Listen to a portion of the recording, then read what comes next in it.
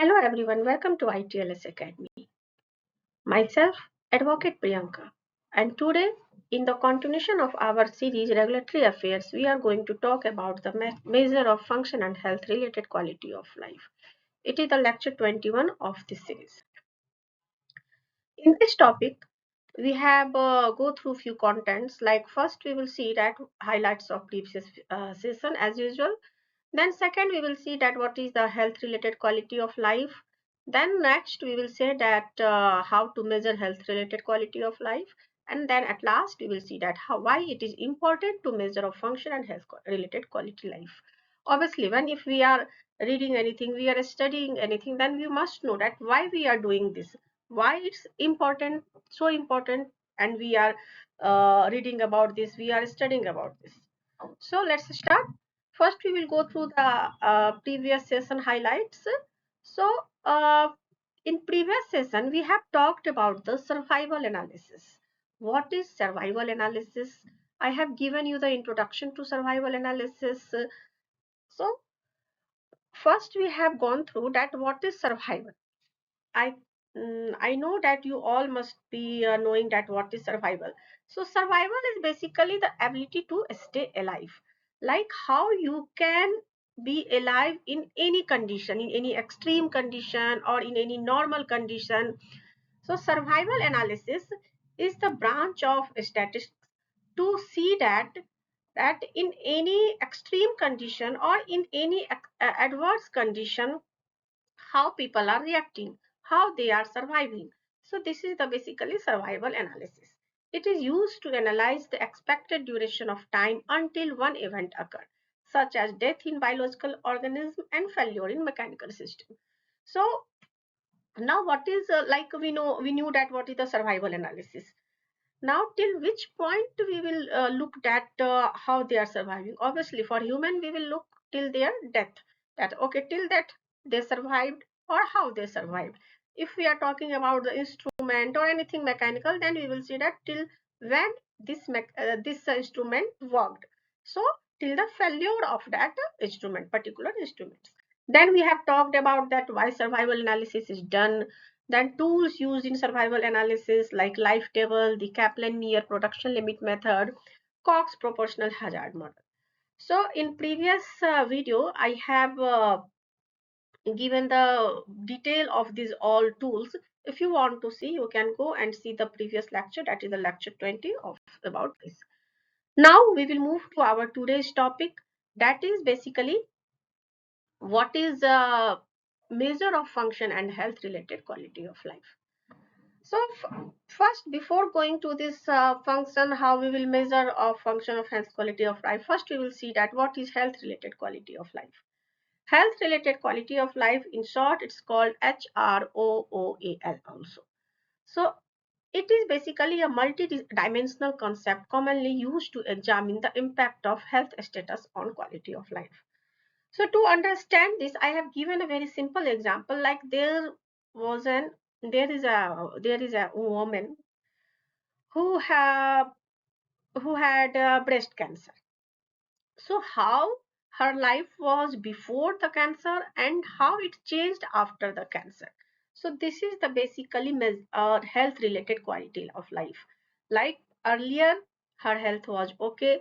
So how was his quality of life? And after, when she diagnosed with this breast cancer, and after the surgery, how it gave impact on his you can say quality of life, on the physical things, all these things. So a woman patient cured from breast cancer. So to analyze these things, what will we first check? That how she is feeling after surgery. Is she able to enjoy her like previously? Is she able to enjoy her hobbies, like she has few some hobbies like badminton, cycling.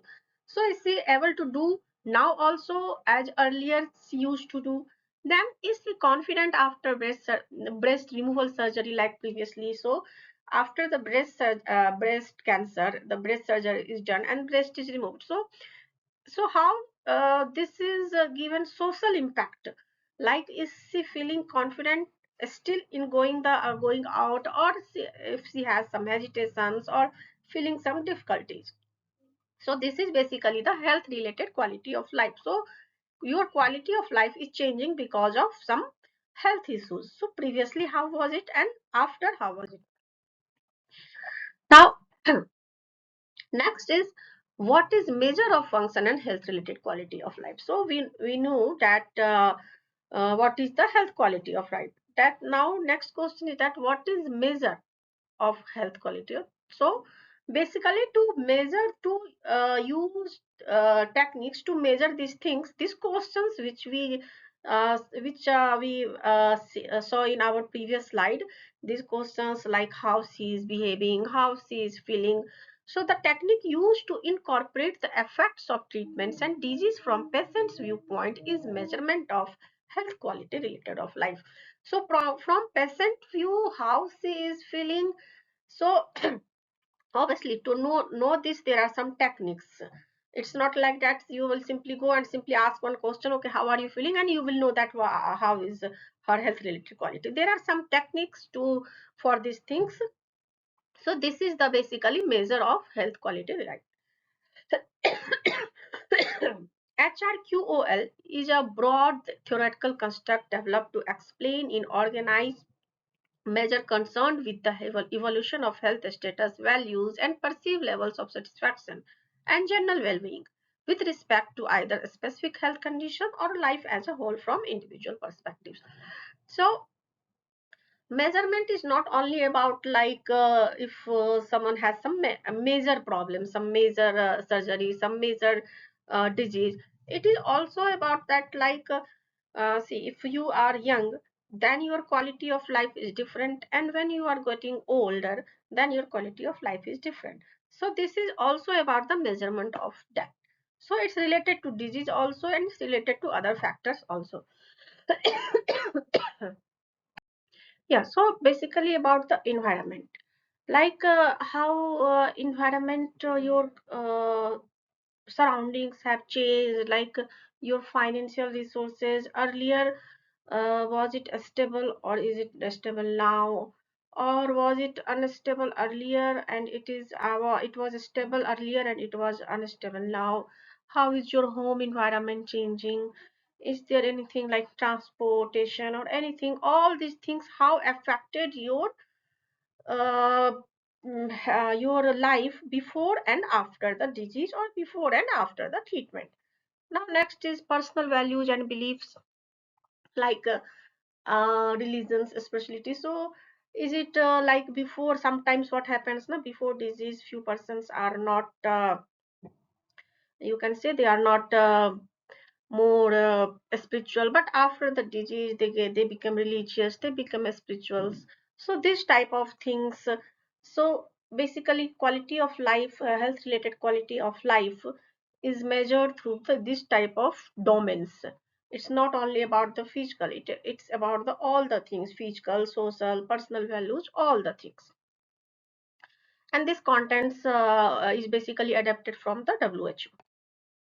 Now next is like that how to measure of function and health related of quality of life. In this, basically we will see that earlier we saw that what in which domain we can measure. Now how we can measure? So we can measure this in the form of questionnaires. It is usually it's like in the comes in the forms of questions. They ask about your physical or physiological things. But there is question, one simple question I want to ask you guys, like that if we just put a simple one question, that how is your health related quality of life, please put it on a scale of 1 to 10. So is this question is giving the complete answer, sufficient information about that particular person? Answer is no. It is giving, it will give you limited on for information, like someone will write 7, someone will write 8, someone will write 5, but you do not be able to know that okay which type, in which category, in which like in physical or physiological or in emotional, in which he is feeling difficulties. That's why there are various tools in the form of questionnaires to measure the health related quality of life. So first is I have mentioned few like SF36. It comprises of 36 questions that cover 8 domains of health limitations in physical activities because of 8 domains of health limitations. So first one is physical activities because of health problems. Second is limitation in social activities. Third is limitation is usual role activities because of physical health problems. Third is body pain. Fourth, fifth is general mental health, like how you are psychological, are you psychological stressed or you are psychological distressed. Then sixth is limitation in usual role activities because of emotional problems. Seven is energy and fatigueness, we discussed already. Then general health perceptions. So these, uh, I mean, through these 8 sections, 36 questions are covered to know about the health and related quality of life through SF36. Next is a Euro QOL5 domain. So it is also a tool to measure, or you can say the form of questionnaire to measure the function and health related quality of life. It is basically comprises of 5 dimensions: mobility, self-care, usual activities, pain or discomfort, and anxiety, depression. Each dimension has 5 levels. Like if we talk about the mobility, then there will be 5 levels. First, no problem, that means that person has no problem. Slight problem, he has slight problem. Moderate problem, he has little bit problems. Not you can say very less, or not you can very severe. Or then next is severe problem, like yes, he has severe problems but still he can move. And then last is extreme problems, like he has no, he can't move, he has no mobility, is the extreme problem. So like in these levels, these 5 dimensions, in these 5 dimensions, each has 5 levels, and according to these levels we will get to know that what is the basically health related quality of life of that particular person. Now next is, as I told you, that why to measure of health and functional health related quality of life, why it's important, why we need to know that how they are feeling before disease, after disease. Obviously after disease they are getting medicines, they will feel better. But no, there are some important things which we must know, that not me or not you, who are in the basically expert of this field, they must know. Because after knowing this, it can serve as a common measure of gains from any technology, and it helps patient group to use these measures to compute the value of new technology. Like see, if any person, for the heart surgery they have used some new technology, I'm just giving the example, it's not like a real life thing, I'm just giving my assumptions. So like if anyone has some heart problems, and for the heart surgery they have used some new technology. So after this, if we will do the measure of health related quality of life, that how is he feeling, then others will also be able to know that okay, this new technology has basically improved their quality of life. Like who have used the old technology, their life is not so much satisfactory like the persons who have used this new technology. Now second, it can be used to screen and monitor patients for physiological problems or when auditing healthcare practice. So like in this problem, in this questionnaire we have also one section for the physiological psychological health. So so by this HRQOL we will be able to know that okay, if they have gone through some disease, they have used some medicine, then how they are behaving psychologically. So it will be helpful for the healthcare personnel to monitor, to screen and to monitor those patients if they are suffering from any psychological problems. Next is, it can be used in population survey of perceived health problems or other aspects of health services or evolution research. Obviously, when we have data, we can use for the different type of research, different type of health services uh, survey, like if someone has this is the category of some breast cancer ladies, they have the same treatment, so this is the outcome of this, so it can be used for the further study. So how technology can be improved, or is it okay, or what are the demerits in this technology? It can, as I told you now, it can be used by regulators to assessment of theory of technology. Like if someone has used new technology on some patients, and after that they will check that, okay, how their quality of life is it improved or is it deteriorated. So by this they will be able to, or regulators will be able to assess the new technologies. Okay, it's working very fine, or it has some problems, we need some more improvement. So this type of things we must know after the I mean before and after the disease. And for this we will go for with the functional health quality of life.